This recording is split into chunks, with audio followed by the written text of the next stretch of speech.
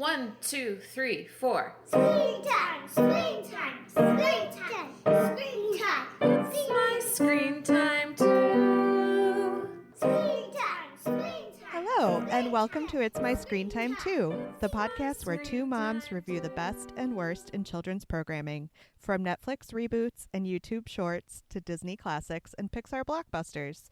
We watch, you listen. Find out what you can tolerate watching for family movie night, what to avoid altogether, and what you'll want to watch alone voluntarily. I'm Katie. And I'm Deborah. And I have two kids. Jay, he's 8, and Kenny, he's 5. And I have 3 kids. Tony is 13, and Libby and Nate are 10. They are adorable, aren't they? So adorable. We like to tell a quick story about how awesome or occasionally awful our kids are because in addition to being witty and incisive pop culture consumers, we're moms too. Katie, what have your boys been up to? Oh my gosh, yesterday was the first day of school. And our school has a pretty strict car line policy. Parents can't get out of the car, kids have to tuck and roll, they want things to go fast. Mm-hmm. But on the first day, you're allowed to walk them in. So it was Kenny's first day of kindergarten. So I was like, well, I gotta walk them in. Mm-hmm. I'm not kidding, Deborah. I walked them in, and when we got to the start of the hallway down which both of their classrooms are, they were like, okay, Mom, bye. And they just Aw. went, which I was very proud that they were that confident, but I was also like, my baby. I don't really enjoy that feeling of a momentous occasion and then you just walk through the parking lot or walk down the sidewalk by yourself. It's so lonely. Yeah. So how about you? What have your kids been up to? You're still in summer vacation mode. Yes, school starts after Labor Day here, and so we are still full on summer. Nate has discovered geocaching as a fun activity to do, so we've been working on that, doing all the little geocaches that are within walking distance on a dog walk or bike ride from our house. So we went on one that was a little bit further away, and on the way back, we passed by a previous geocache site and he wanted to stop and just check on it, which I Aw. thought for some reason was particularly adorable. Yeah, he didn't sign the log again or anything, but he just wanted to make sure it was there. Do you remember when we reviewed Finding Ohana and I went through a brief attempt to do geocaching with my kids? Oh yeah, I forgot about that. And it was just trying to find the correct piece of trash in a trash pile because I live in a city that does not care about geocaching. So I'm glad that it's going much better for you than it did for us. That's really fun. Yeah. So for Screen Time in the news this week, we are discussing a Hollywood Reporter article published August 3rd by Abby White with the headline, Behind PBS Kids Gaming, Podcasting, and Streaming Expansion Amid Kids Industry Cutbacks. So this was a really good article, and currently we're still in writers' strike land. And so as just media consumers, it feels like pretty soon we're just going to drop off a cliff of no programming to enjoy that's new and fresh. But this article really brought my hopes up for the future of just media in general and kids programming. And it's really instills in the reader the importance of media as a public good, which I think we often think about media as sheer entertainment and distraction. And I like to think about all the things that are wrong with the news cycle and misinformation, polarized news sources, but this was great. The people at PBS, they are really thoughtful of how they create their content. They use evidence-based techniques to make good programming for kids that's educational and helps them learn, but also is fun to watch. This article covered like the podcasts and the shows and also the games. And like, I didn't realize that when you play a PBS Kids app, you can play it on Wi Fi, but it's also playable without Wi Fi. And then it just like refreshes when you get back on Wi Fi, which is so thoughtful. Mm-hmm. They mentioned as part of it something that I've been enjoying this summer, which is a new podcast called Keyshawn Solves It. Have you listened to that at I all? haven't. Tell me about it. Well, it's because it's about a boy in Minneapolis and like the creator of it lives in St. Paul, I think. So it was just on my radar because it's more of a local deal. Like it has that local angle that appeals. And so I've seen it on social media and it's really good and fun to listen to and highlights a geographic area that we don't really get to see in the media very often. What did you think about the article? Well, first of all, it made me feel guilty because I feel like in our long and storied podcast career, we have kind of given PBS short shrift because their streaming was so hard to find. But I didn't realize that there was a reasoning behind that, and that is because the producers of the content still own all their content. So it really was a licensing issue for PBS to just throw full episodes up on their PBS Kids app or wherever you could find them online. I love to see that they've done real work with negotiating with the producers to be able to move from like having 4 full episodes on their platform to having 40. I think that will be amazing, and maybe we'll open up a window. We'll get to cover a little bit more PBS Kids content. I thought it was really interesting how they were talking about funding decreases in like the wider world of streaming and how kids content funding is going down. And the woman they were interviewing, which we should say was Sarah DeWitt, who is a senior vice president and general manager at PBS Kids. She was saying that once upon a time they would have launched like 3 shows in a year, and now they're only launching 1. But she didn't look at that as like a significant contraction because they were launching the show across so many different platforms. It would be like launching a TV show along with several games, along with podcasts, and just the expansion of the world makes it feel so much more fully realized than when they were just looking at linear TV. I did think that throughout the course of this, she seemed to be pretty cagey about like budget issues and money issues every time they tried to bring it up. Cagey is the wrong word. She just seemed like maybe the wrong person to be asking these questions. Yeah, I wonder if that's like a little bit defensive because I don't know how much money actually comes from the public in PBS. But I know maybe she's afraid like the anti-woke mob is going to come for her because there's always like every couple of years there's some outcry about funding whatever is going into Sesame Street or whatever. Yeah, you're totally right. Defund PBS because there's a kid in a wheelchair. Yeah. No, you're right. And I can see that hedging, but it was kind of questionable to me that the phrasing was like, I think that the vast majority of our funding comes from viewers like you. Really? You think? Like, are you not in a position to know that? But on the whole, it really made me optimistic about PBS's content. It made me want to explore their gaming platform again because when Jay was little, I remember him finding the games to be pretty dull. I'm wondering if we might have more success there with Kenny now that they've expanded a little bit. Yeah, I used to let my kids play those PBS games when we were at the library when they were little. This was like before they just really discovered Roblox and iPad games and things like that at home. And so that was like a little treat. They thought that the games were only on the library computers. Do you remember having that kind of control? How amazing was that? I didn't appreciate it at the time. There was another one that I want to put on our watch list, the Civics series City Island. I That sounds circled good. it. It does sound good.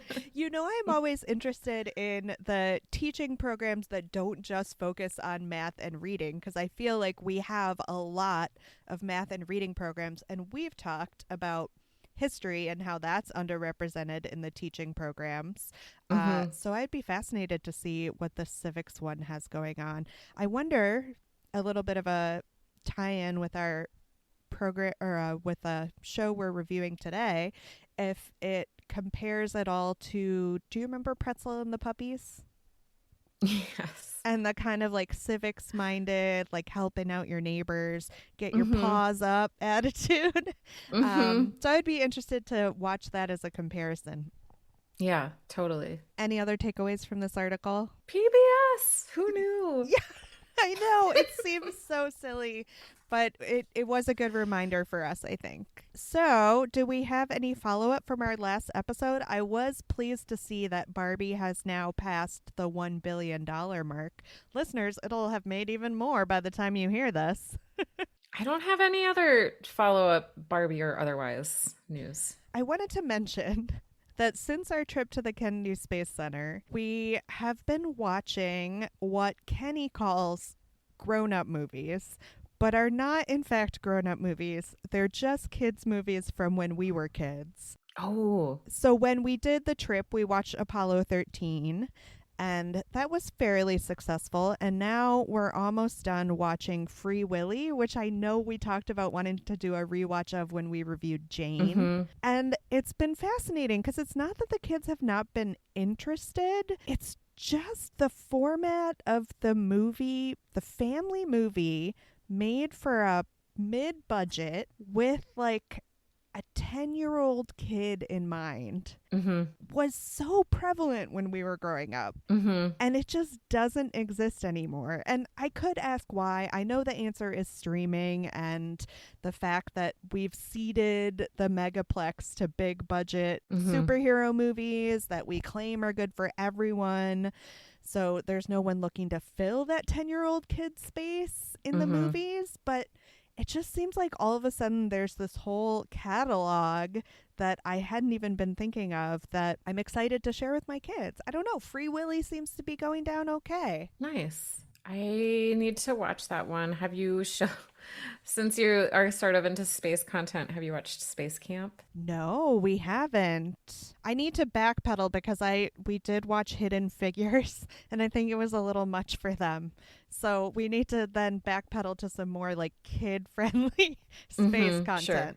Free Willy is kind of a fun reminder of a simpler time when our only environmental concerns were saving the whales and acid rain. Like, it felt so achievable back in the 90s. I know. Well, I didn't mean to bring us down. Should we get into our main topic for the day? Sure. All right. So today we are talking about the Apple TV Plus series Frog and Toad.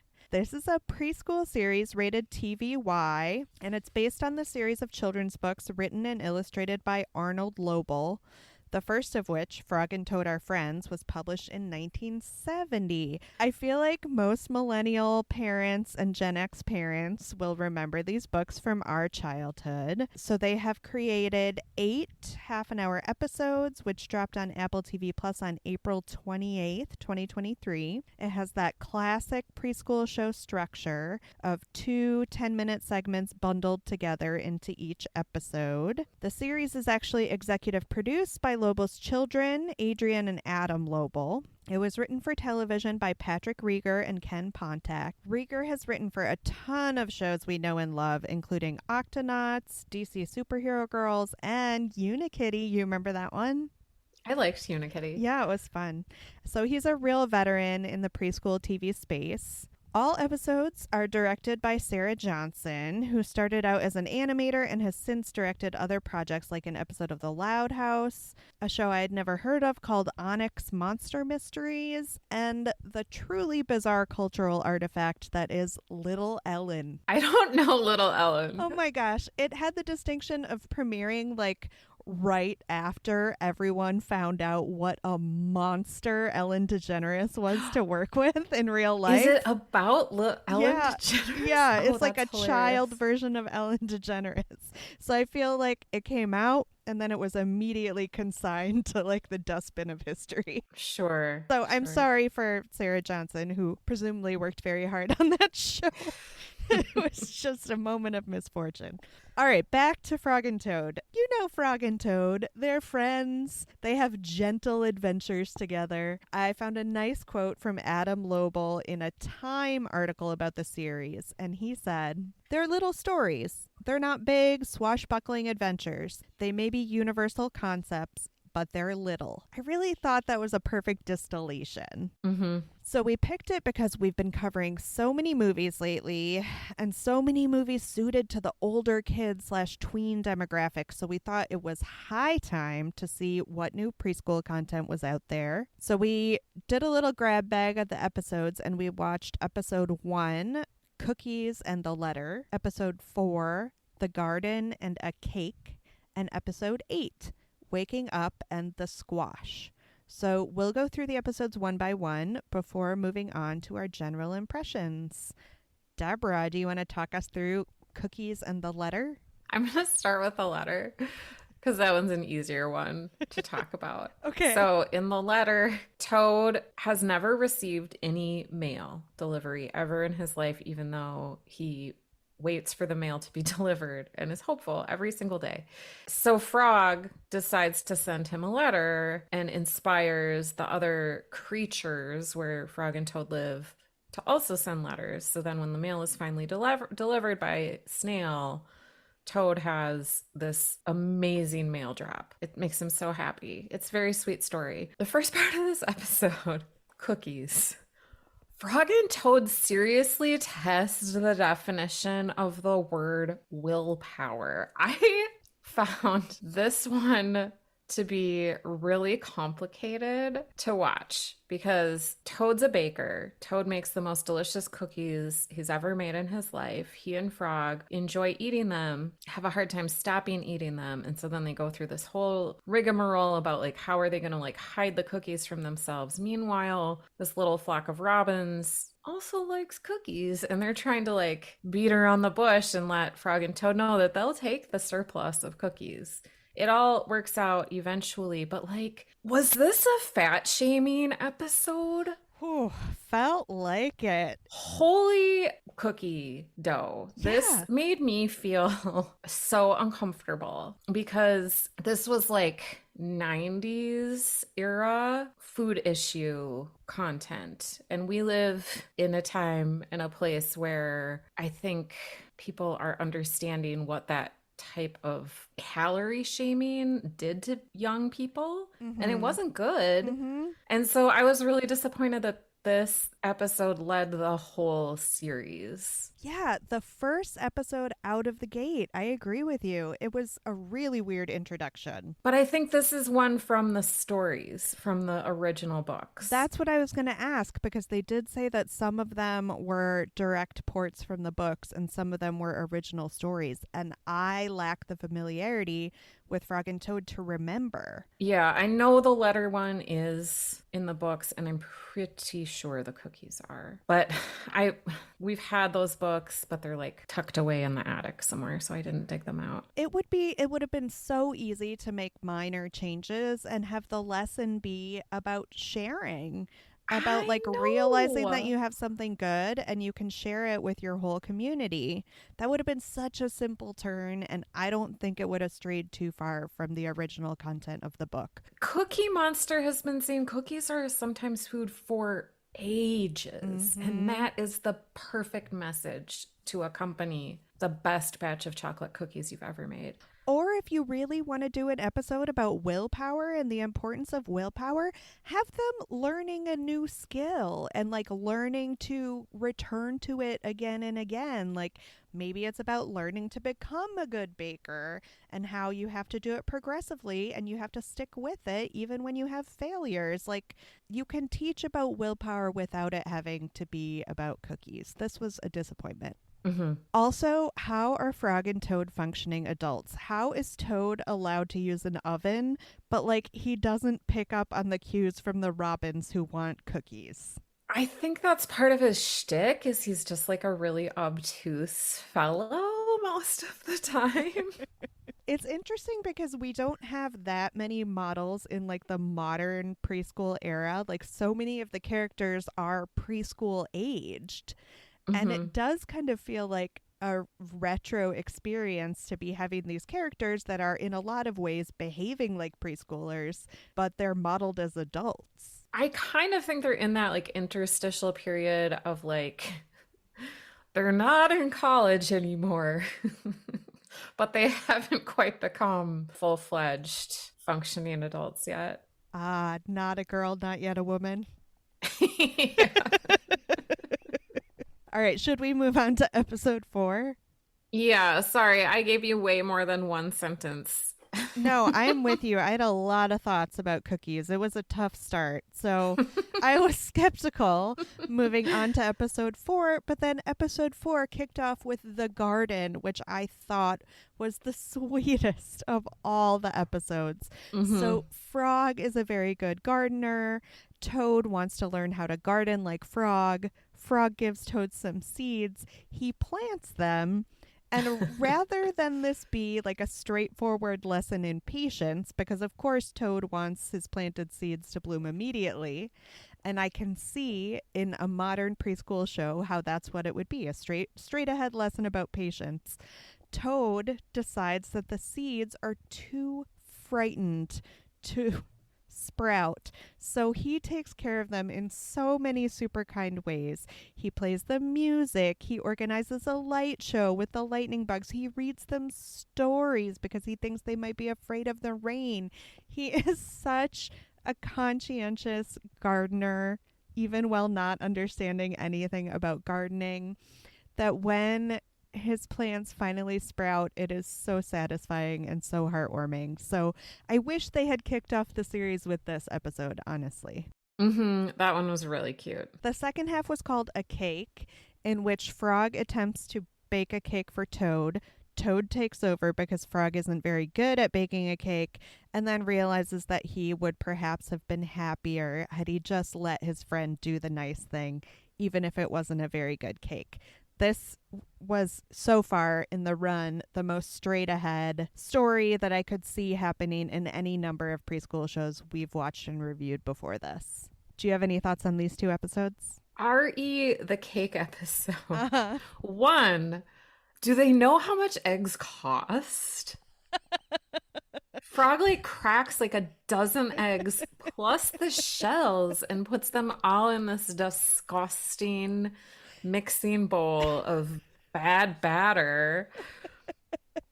And then my second thought is I wondered, these aren't quite like fables, but there are like little lessons to be extracted from the plots. But I felt like this one was geared more towards parents because it is really hard when you're teaching your kids to cook or bake something in the kitchen to like let go and let the mess happen because it has to. It has to. Mhm. If they're ever going to learn how to like effectively measure flour or pour something from a measuring cup. Yeah, you got to budget those eggs, Deborah, because they're going to crack them and they're going to get everywhere.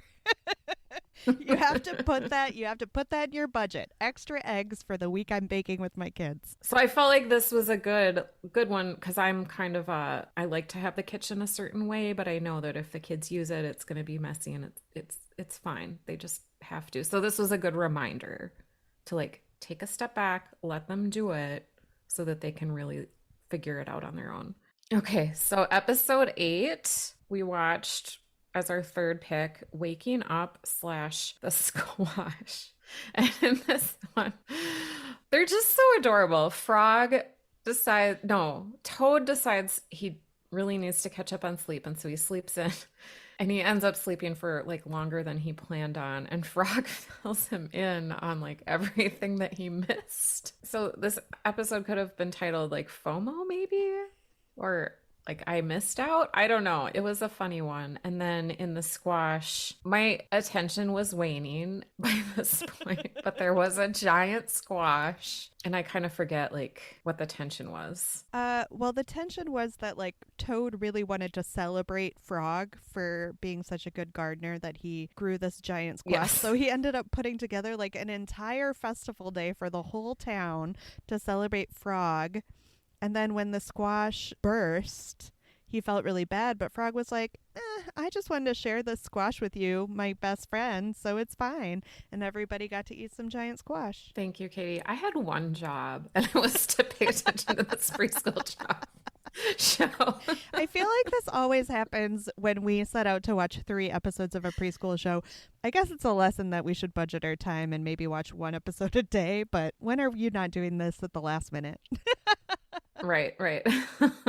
One thing about waking up, I wasn't sure through the entirety of the episode because as Frog was describing these activities to Toad, they were doing the activities together. Was that supposed to be a memory or were they actually doing it? I watched it with Libby, and we were kind of not on the same page. Like, I was like, no, this is happening in their imagination. And Libby was like, but he's eating the breakfast. Yeah. It was a little confusing. I was with Libby. I thought the lesson of this episode was FOMO doesn't exist because you can always just do it later.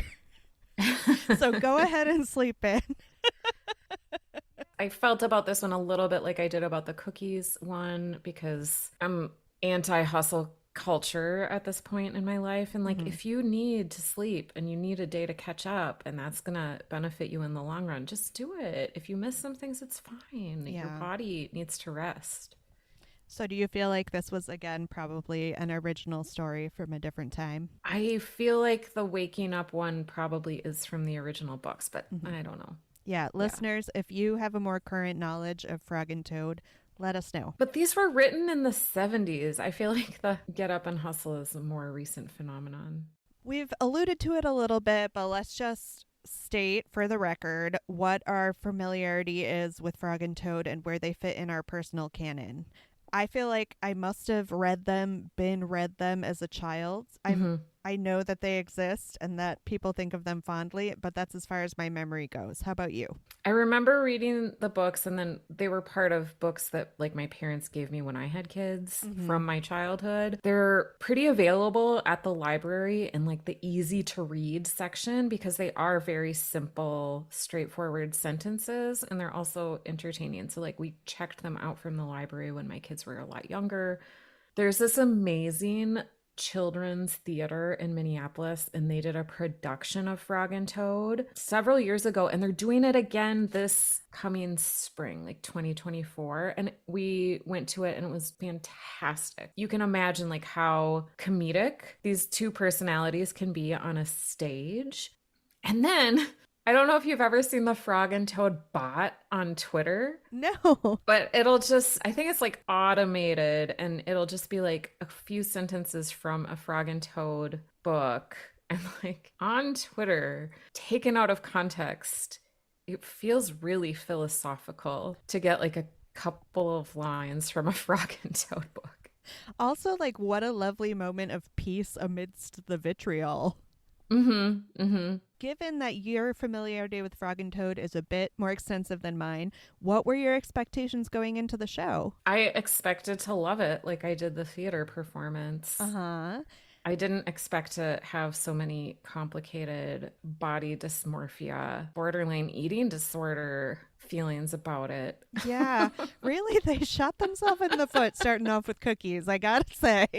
Bad choice there, whoever programmed it. Yeah, even given that my expectations were minimal, what I really thought I was gonna get was what I should call like peaceful TV vibes, like sort of along the lines of a Puffin Rock, like something that immediately lowers my heart rate and anxiety level and is pleasant to watch as an adult on that level. And again, that's just not what I got because I had so many complicated feelings about so many of the plots.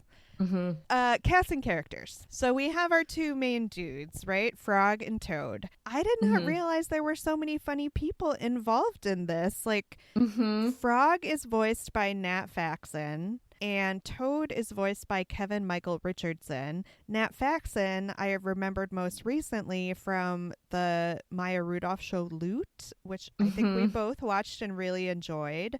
I didn't know much about Kevin Michael Richardson going into it, but I looked at his IMDb profile and he does a lot of voice work and animated things.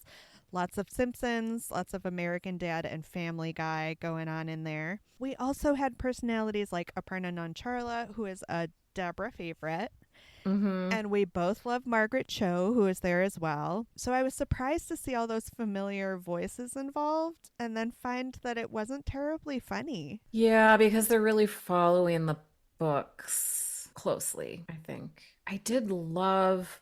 So, Kevin Michael Richardson is Toad. He has an incredible and lovely voice.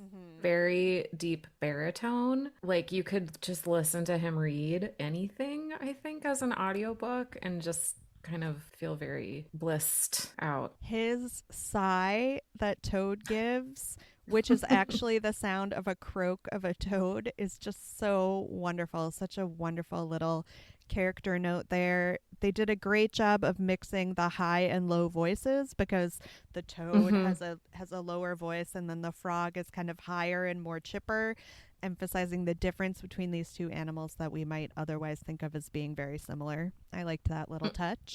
Other than Kevin Michael Richardson, was there anyone you particularly loved or hated in the cast? Well, we didn't watch any episodes that have Mouse, but I noticed on IMDb that that character is played by John Hodgman, and I have complicated feelings about John Hodgman. Ooh, tell me. Remember the Mac PC commercials?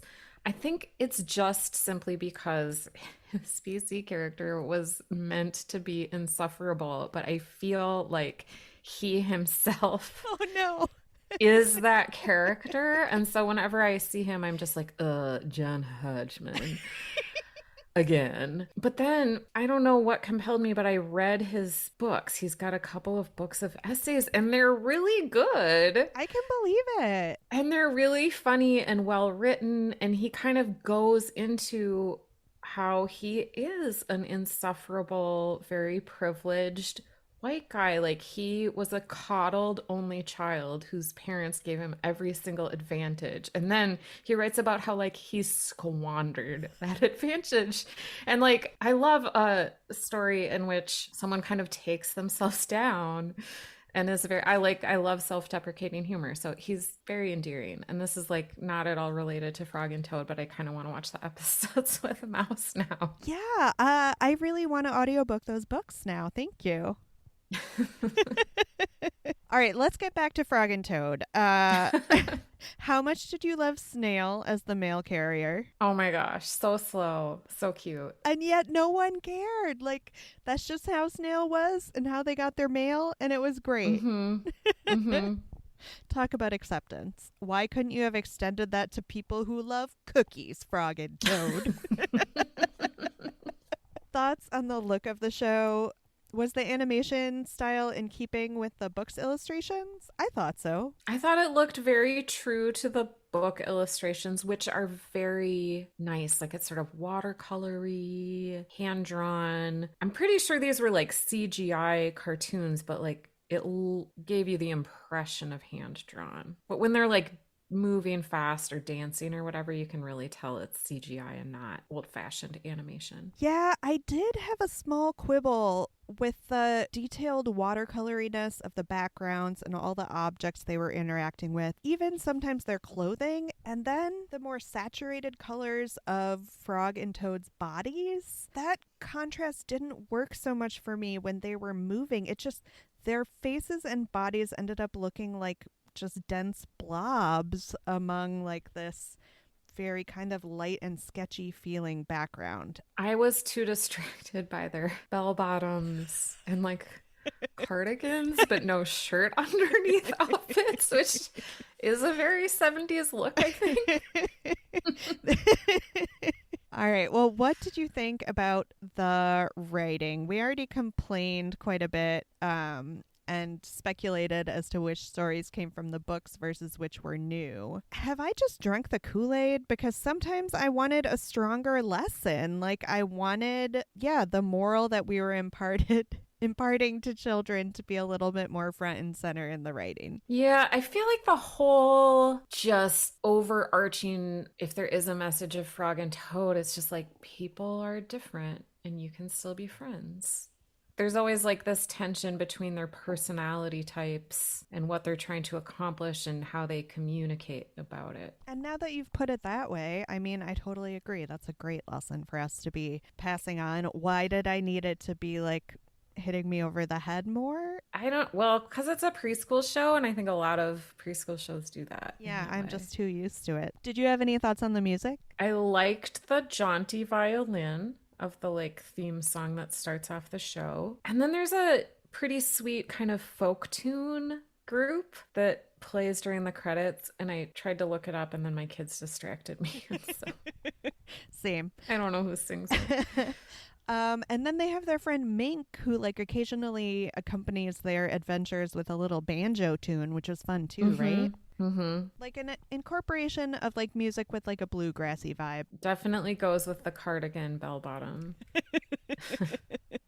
No shirt look. Yeah. What did you think about the structure of the show? It's a classic preschool two-parter. I wondered if having only 8 episodes is a downfall when kids so want quantity. Like, why would they turn to Frog and Toad, these 8 small episodes, when they have approximately a kabajillion Paw Patrols at their fingertips? I like this question of yours, Katie. I feel like setting aside the cookie episode, this is a really good, like, before nap time wind down show. And if you're rewatching it, it's a little bit boring, which is what you want if you're trying to get a kid to like calm down so that they can snooze a little bit. You're right. And I hate to say this, but like maybe worth a pre-watch to like weed out the episodes that don't fall into that category.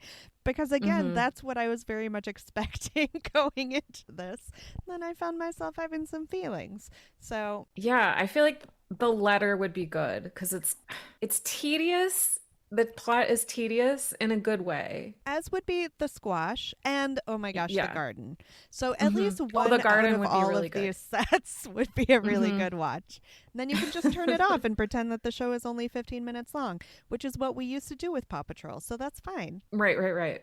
What movie or show for grown-ups does this compare to? I couldn't help but compare it to Somebody Somewhere and the dynamic between Sam and her friend played by Jeff Hiller. So Bridget Everett, Jeff Hiller, the stars of Somebody Somewhere. You cannot see my face right now, but I am making an aw, that is so cute face because I love it so much. They have very much a frog and toad dynamic. That is a great comparison. I think there are so many examples of this odd couple relationship in grown-up shows because it is so successful. But the one that I reached for was the early aughts classic starring Tina Fey and Amy Poehler, Baby Mama. Yes, that's a good one. Yeah. So that leads me directly into my gritty HBO reboot. I think an old lady, like we had aged them up or perhaps not make this for another 10 years. Like an old lady Tina Fey and Amy Poehler would be great in an HBO reboot of Frog and Toad. That would be really good. I also tried to come up with like a female or non-binary casting of Frog and Toad, and I came up with Tig Notaro would play Toad, obviously. Yes. No question. And then I was trying to think of like a lesbian actor with like a higher voice, which is very hard to come up with. So Janelle Monáe? Oh, well, there certainly is a lot to contrast there. They have very different styles. She would be Frog, obviously. Was it better when we were kids? I mean, this kind of is from when we were kids. Yeah, that's what I wrote. Like, very similar. I recently rewatched a couple episodes of David the Gnome, and it kind of gave me similar vibes. Yeah, down to the 80s diet culture. Yeah, you're not wrong. Although they were fine with the gnomes liking to eat. They were supposed to be roly-poly, so it was okay. Would you ever watch this alone voluntarily? I mean, I kind of want to watch the John Hodgman one. So yeah, I guess. Yeah, we also had Ron Funches in there, and he voices Raccoon, and we didn't get to hear his voice in any episodes either. So I really liked his character on Loot. I know. It reminded me that isn't there a second season? I don't I know. I think there may have been a second season, and we were just too preoccupied. So I want to go back and watch it. So thanks for the reminder, Frog and Toad. 10 seconds on whether this is good for our kids? My kids are too old to really want to watch something like this, but for the preschool set, I think it's fine. Skip the cookies, though. Yeah. Yep. Agreed. Even Jay, who is 8, is on the high side for this one. But I would say perfectly appropriate for the preschool set, other than the cookies and maybe waking up, depending on your tolerance for rise and grind culture. Ratings? I would give this a 4. I only gave it a 3. So Okay. 3.5 from both of us. Let's rate it on our new scale of see it or skip it. What do you think? See it or skip it? See it. See it from me too, particularly if you have preschoolers. Thanks for listening to this episode of It's My Screen Time Too. If you enjoyed our show today, please share it with someone you think might enjoy it too. You leave us a review on Apple Podcasts or wherever you listen to podcasts. You can find us on Facebook, Instagram, and Twitter at MyScreenTime2, or send an email to myscreentime2@gmail.com. If you want to get our website updates, you can sign up at our website, myscreentime2.com. We'd love to hear your show or movie suggestions, article recommendations, or general comments. Our theme music was composed and performed by me and my adorable children, and our podcast is produced by Katie. You can hear more from us on our other podcast, Spock Talk, where we discuss the life and legacy of Dr. Benjamin Spock. Tune in next time for more real talk about the movies and TV we watch with our kids because we have to and sometimes because we like to. Bye. Bye. Screen time.